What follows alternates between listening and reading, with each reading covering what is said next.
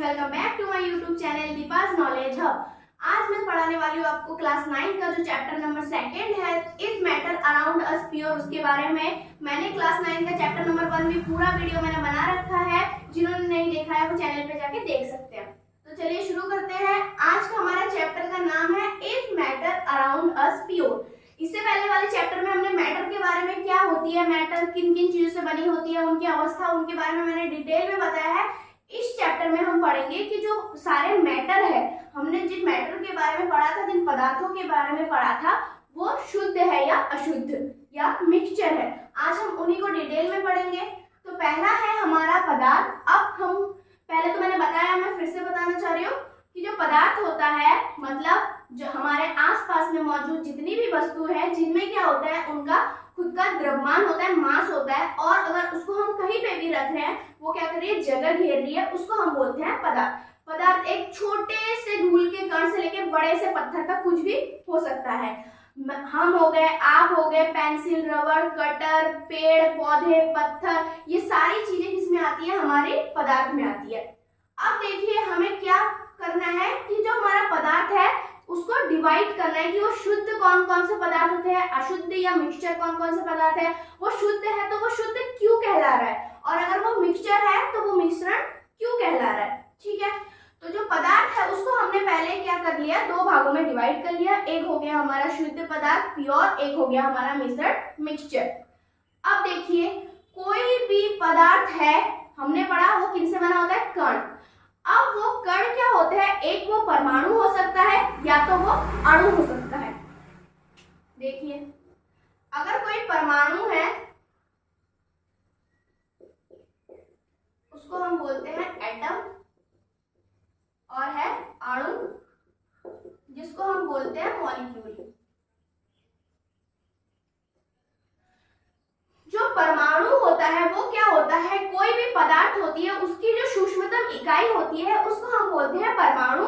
ये क्या होता है, सिंगल अमाउंट में प्रेजेंट होता है। अगर कोई भी वस्तु है, सोचिए वो जिस भी चीज से बना है उसकी जो इकाई है उसको हम बोलेंगे परमाणु। अब यही परमाणु जब एक से ज्यादा फॉर्म में होंगे, मतलब ये एक कण है, इसके जगह पे अगर हमें दो प्राप्त हुए तो ये क्या हो जाएगा, हमारा अणु हो जाएगा। इसका उदाहरण देख लेते हैं। अगर हमें क्या पता है, हाइड्रोजन क्या है, एक पदार्थ है। अब देखिए हाइड्रोजन अगर एक ही अमाउंट में है, ये H, तो ये क्या होगा, H का हाइड्रोजन का एक परमाणु हुआ। ये क्या हुआ, हमारा हाइड्रोजन का एक परमाणु हुआ। वहीं पे अगर H2 हो गया तो यहाँ पे क्या हुआ, दो परमाणु। जब एक से अधिक परमाणु आपस में मिलते हैं तो हमारा क्या निर्माण करते हैं, अणु का निर्माण करते हैं। जब एक से ज्यादा परमाणु आपस में मिलते हैं तो अणु का निर्माण करते हैं, और बहुत सारे अणु मिलकर क्या करते हैं, पदार्थ का निर्माण करते हैं। कोई भी पदार्थ वो एक ही कण से तो बना नहीं होगा, उसमें क्या होंगे, बहुत सारे कण आपस में मिले होंगे, बहुत सारे परमाणु आपस में मिले होंगे, फिर वो अणु बना है, और उन्हीं अणुओं से क्या बना, हमारा पदार्थ बना। अब जो पदार्थ शुद्ध है या मिश्रण है उसको हम आइडेंटिफाई ऐसे करते हैं कि हम क्या देखते हैं, उसके कण, उसके जो परमाणु या अणु है वो किस प्रकार से है, वो अलग अलग है या वो एक साथ है। शुद्ध पदार्थ उनको कहते हैं जिनमें क्या होता है, एक ही प्रकार के अणु होगा या एक ही प्रकार के परमाणुओं से वो मिलकर बना होगा, उनको हम बोलेंगे शुद्ध पदार्थ। ठीक, अब देखिए जो शुद्ध पदार्थ होगा उसमें क्या होगा, एक ही प्रकार का अणु होगा, या तो एक ही, जैसे H2 हो गया, ये क्या हो गया तुम्हारा, एक ही जैसे है, ये दो परमाणु से मिलकर बना है, और दोनों क्या है, H के परमाणु ही है। ये भी H का परमाणु, ये भी H का परमाणु, ये दोनों मिले तो हमारा क्या बना, हाइड्रोजन का अणु। तो ये क्या हो गया, शुद्ध परमाणु।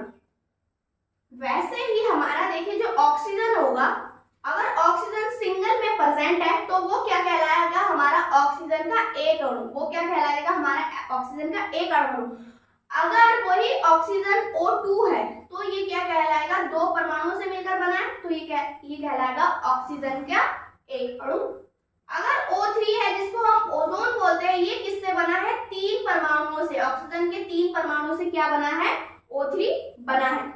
अब देखिए जो शुद्ध पदार्थ होते हैं ये भी फर्दर कितने टाइप में डिवाइड होते हैं, दो टाइप में, तत्व जिसको बोलते हैं एलिमेंट, और यौगिक जिसको बोलते हैं कंपोनेंट। अब देखिए तत्व क्या होता है, तत्व उसे कहते हैं जो एक ही प्रकार के परमाणुओं से मिलकर बना होता है, उसको हम क्या बोलते हैं तत्व। यहाँ पे हमने पढ़ा था परमाणु और अणु, लेकिन तत्व वही कहलाएगा जो सिंगल अमाउंट में होगा। मीन्स इसमें क्या होगा, बनने वाला जो वो होगा उसकी इकाई क्या होगी, परमाणु होगी। जैसे तत्व का उदाहरण ले लेते हैं, अगर हाइड्रोजन सिंगल फॉर्म में है तो ये क्या हो गया, हमारा एक तत्व हो गया। ऑक्सीजन ये भी क्या हो गया, हमारा एक तत्व हो गया। नाइट्रोजन ये भी क्या हो गया, हमारा एक तत्व हो गया। क्लोरीन ये भी क्या हो गया, हमारा एक तत्व हो गया। समझ गए, जिसमें क्या होती है, परमाणुओं की संख्या कितनी होती है, एक होती है। और अब देखते हैं हम यौगिक क्या होता है। यौगिक क्या होता है, कोई दो या दो से अधिक अणु या परमाणु जब आपस में एक निश्चित अनुपात में मिलते हैं तो हमारा क्या बनता है, यौगिक बनता है। इस बात को ध्यान में रखना कि वो उसमें क्या लिखना जरूरी है कि निश्चित अनुपात, इनकी क्या होती है, एक निश्चित अनुपात होती है। अगर हम उस अनुपात में नहीं मिलाएंगे तो हमारा वो प्रोडक्ट नहीं बनेगा, वो पदार्थ नहीं बनेगा। ठीक है, जैसे यौगिक का मैं आपको उदाहरण देती हूँ, पानी हो गया आपका, पानी का सूत्र क्या होता है, हमारा H2O। जब हमने हाइड्रोजन का 2 परमाणु लिया प्लस ऑक्सीजन का हमने 2 परमाणु लिया तो हमारे पास क्या प्राप्त हुआ, H2O पानी। यहाँ पे क्या हुआ, हमारे पास जब हमने 2 परमाणु किसके लिए, हाइड्रोजन के लिए, और 2 परमाणु हमने ऑक्सीजन के लिए, तो हमारे पास क्या हुआ, हाइड्रोजन का क्या बना, अणु बना। हाइड्रोजन का क्या बना, हमारे पास अणु बना, और यही क्या हुआ, हमारा यौगिक कहलाता है। इसको हम क्या बोलते हैं, यौगिक। जब 2 या 2 से अधिक अणु आपस में मिलते हैं तो एक परमाणु का निर्माण करता है, उसी को हम क्या बोलते हैं, यौगिक कहते हैं। समझ गए, तत्व में डिफरेंस क्या है कि तत्व क्या होता है, वो एक ही एटम से बना होगा, उसकी जो इकाई वाला हिस्सा है परमाणु वो क्या होगी, सिंगल अमाउंट में होगी। हाइड्रोजन यहाँ पे एक ही है, सोडियम हमारा यहाँ पे एक ही है, ऑक्सीजन एक ही है, क्लोरीन हमारा एक ही है। वैसे ही यौगिक में क्या होता है, जो परमाणु मिलकर 2 या 2 से अधिक परमाणु मिलकर अणु का निर्माण करते हैं। अब देखिए, ये तो हमने ये देख लिया, अब इसके बाद पढ़ेंगे कि ये शुद्ध क्यों है, अशुद्ध क्यों। इधर वाला देख लीजिए, मिश्रण क्या होता है। जब भी हम कोई 2 तत्व को या कोई 2 या 2 से अधिक यौगिकों को आपस में अनिश्चित मात्रा में मिलाते हैं उसको हम क्या बोलते हैं, मिश्रण। समझ गए, यौगिक में क्या हो रहा था, हम एक निश्चित मात्रा में मिला रहे थे, और मिश्रण में क्या होता है, इसमें हम अनिश्चित मात्रा में मिलाते हैं। अब ये भी क्या होता है, 2 टाइप में डिवाइड हो जाता है, एक होता है हमारा समांगी मिश्रण, एक हो गया हमारा विषमांगी मिश्रण। अब देखिए समांगी मिश्रण क्या कहलाता है, ऐसा मिश्रण जिसमें क्या हो, जो अवयव हो वो एक ही प्रकार के हो और वो अवयव उस विलयन में पूरी तरीके से घुल जाए, ऐसे मिश्रण को हम समांगी मिश्रण कहते हैं। इसको मैं उदाहरण के उससे समझेंगे। जैसे हमने पानी ले लिया और उसमें हमने मिला दिया चीनी, तो हमारा एक घोल बन गया। अब कुछ टाइम बाद हम क्या देखेंगे, वो पानी और चीनी दोनों क्या होंगे, आपस में घुल जाएंगे, और हम उनको ऐसे ही देख के दोनों को अलग अलग नहीं कर पाते हैं। तो ऐसे जो मिश्रण होते हैं उसको हम बोलते हैं समांगी मिश्रण। ठीक है, अब देखिए जैसे ग्लूकोज हो गया, ग्लूकोज और पानी को जब हम मिलाते हैं तो वो भी हम पानी और उसको अलग नहीं कर पाते हैं, नहीं कर पाएंगे हम उसको। तो ऐसा मिश्रण जिसमें क्या हो, अवयव आपस में घुल जाए और हम उनको अलग अलग ना कर पाए, ऐसे मिश्रण को हम बोलते हैं समांगी मिश्रण। वही विषमांगी मिश्रण क्या होता है, ऐसा मिश्रण जिसमें क्या हो, अवयव दोनों का अलग अलग हो, मतलब उनको हम आंखों से देखकर ही अलग कर सकते हैं, ऐसे मिश्रण को हम विषमांगी मिश्रण कहते हैं। जैसे हमने तेल ले लिया और हमने यहाँ पे पानी ले लिया, जब हम इन दोनों को मिलाते हैं तो हम क्या देखेंगे कि जो तेल होता है वो ऊपर ही ऊपर तैरता रहता है और पानी नीचे रहता है। तो इसको हम देख के ही दोनों को अलग अलग आइडेंटिफाई कर सकते हैं कि तेल ऊपर है और पानी नीचे है। तो ऐसे मिश्रण को हम क्या बोलते हैं, विषमांगी मिश्रण कहते हैं। इसका और एक उदाहरण है, जैसे हमने बालू ले लिया, बालू को हमने पानी में मिला दिया, तो उसको हमने कुछ टाइम के लिए वैसे ही छोड़ दिया। कुछ टाइम बाद हम क्या देखेंगे, जो बालू होगा वो उस पात्र के नीचे बैठ जाएगा और पानी वो होगा ऊपर ही ऊपर रह जाएगा। तो तो इसको हम अलग अलग कर सकते हैं, देख के ही बता सकते हैं कि ये दोनों क्या है, अलग अलग है। और उनके अवयव जो है, ये एक अवयव हो गया, अवयव मतलब जिन पार्टिकल से वो बना है, जैसे बालू हो गया ये एक अवयव हो गया, पानी हो गया ये अवयव हो गया। अब इन दोनों को हम अलग अलग पहचान पा रहे हैं, अलग अलग कर पा रहे हैं, और ये आपस में क्या हो रहे हैं, नहीं घुल रहे हैं। तो ऐसे मिश्रण को हम क्या बोलते हैं, विषमांगी मिश्रण। ठीक हो गया। अब देखिए, अब हमें ये क्वेश्चन है कि ये शुद्ध क्यों है, तत्व और यौगिक, और ये विषमांगी मिश्रण और समांगी मिश्रण ये अशुद्धि या मिश्रण क्यों है।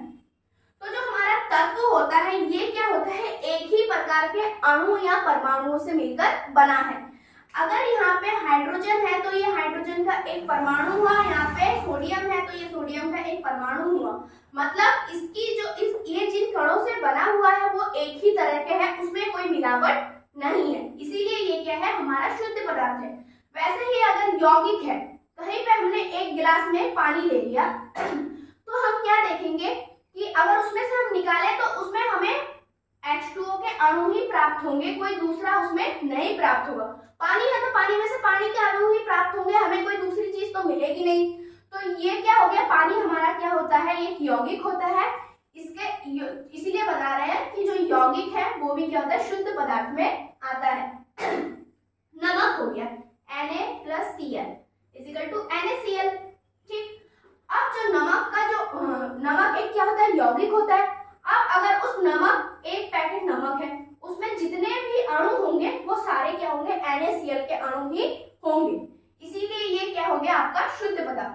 अब अशुद्ध पदार्थ क्या होता है, हमने पढ़ा, जिसमें क्या हो, वो जिन कणों से वो मिलकर बना हो वो अलग अलग हो। अब देखिए, जैसे ये पानी है और ये चीनी है, इसका घोल बना है।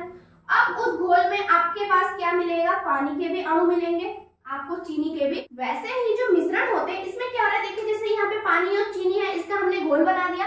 तो जब इस घोल में हम इसको देखेंगे तो हमें क्या प्राप्त होगा कि इसमें क्या है, इसके अणु है, पानी के भी अणु है और इसमें चीनी के भी अणु है। मतलब दोनों अणु क्या है, आपस में अलग अलग है। ये किसी दूसरे चीज से बना है, ये चीनी किसी दूसरे तत्व से बना है, तो ये दोनों क्या है, अलग अलग है, इसीलिए इसको हम क्या बोलते हैं, मिश्रण बोलते हैं। समझ गए।